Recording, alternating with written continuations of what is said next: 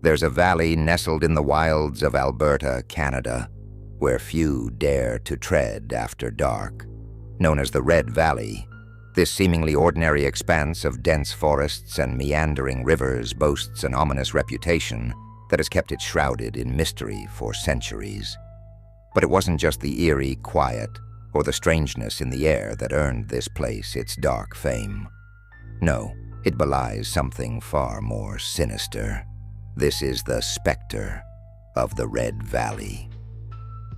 Welcome back to the Nightside Archive, the place where shadows tell stories. Tonight we dig deep into one of Canada's oldest and darkest mysteries, a chilling tale whispered by the winds of the Red Valley. Situated near the edges of Alberta's boreal forest, this region was first feared by the indigenous Cree people.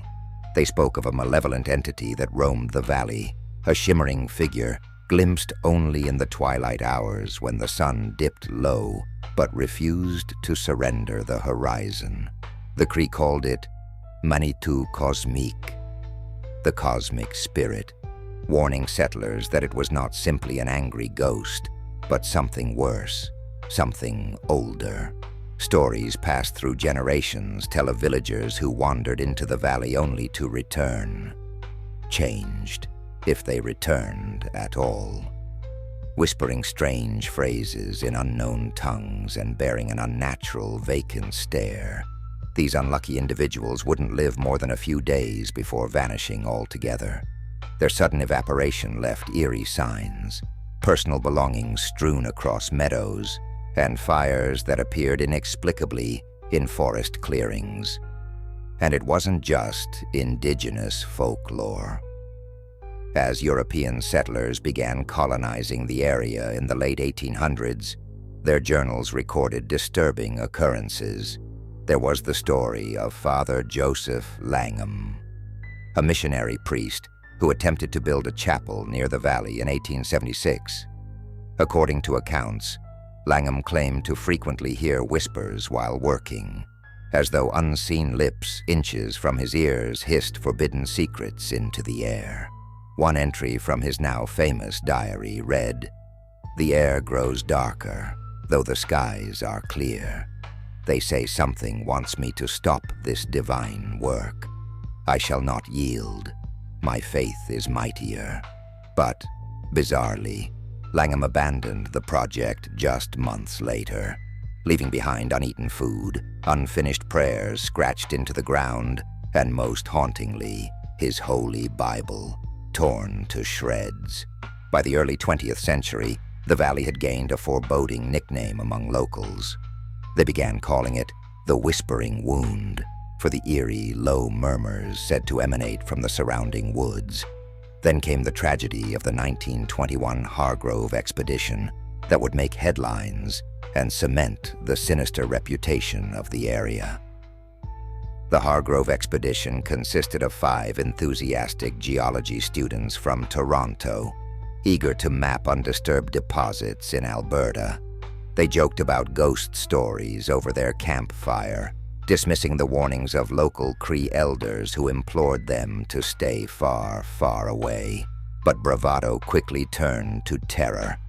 Their journals, retrieved weeks later from their abandoned camp by a search party, painted a picture of spiraling chaos.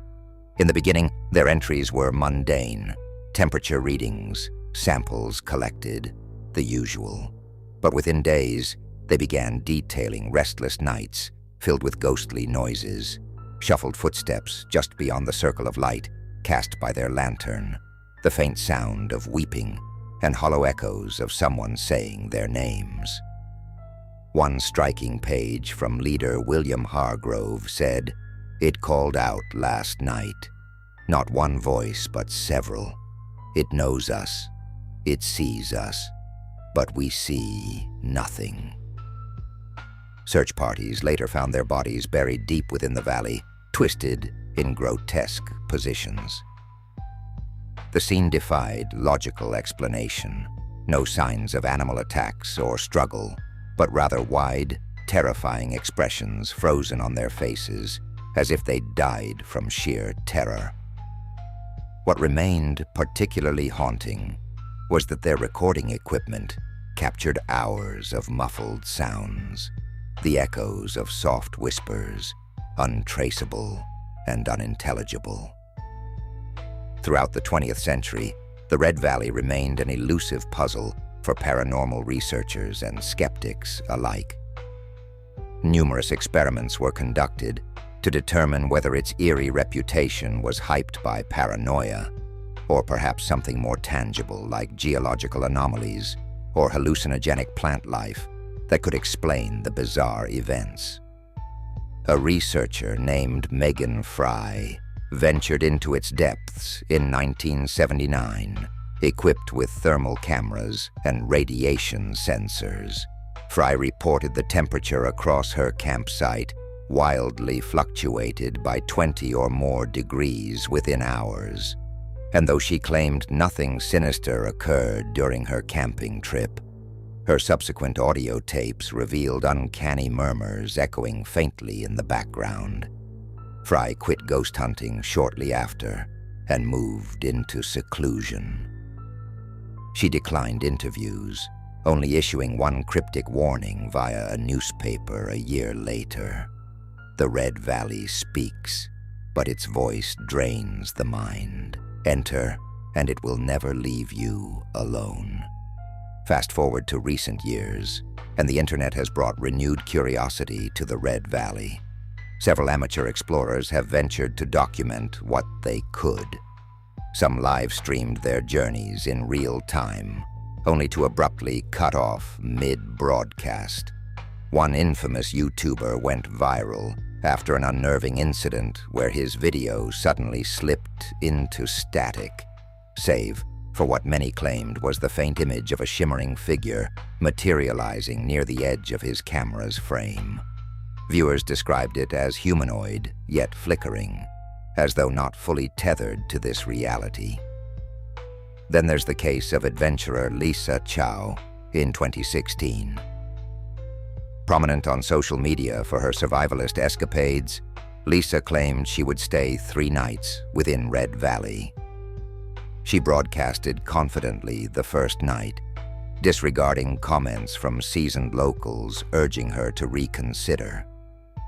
But on the second night, her tone drastically changed. In a shaky, impromptu video post, Lisa whispered, "I don't know who, what it was, but something walked between the trees. It knows I'm here." Her 3-day challenge ended abruptly after her third update, which viewers still analyze to this day. The clip, uploaded just a few hours before Lisa was found unharmed, yet catatonic on the valley's rim, showed her staring blankly, mumbling incoherently. The footage now fuels theories ranging from government experiments to ancient, malevolent spirits.